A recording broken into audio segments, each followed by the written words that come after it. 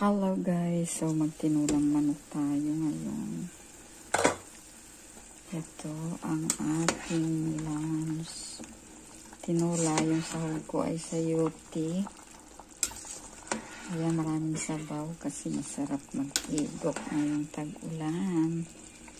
So lagay ko na yung ating dahon ng sili. 10 pesos ay napakakunti. Ayan. Tapos magprito ko ng tuyo. Wow! Bukas na lang tayo mag-diet, guys. So, ayun guys, ang ating tuyo. Masarap to iterno sa tinulang manok. Ayan.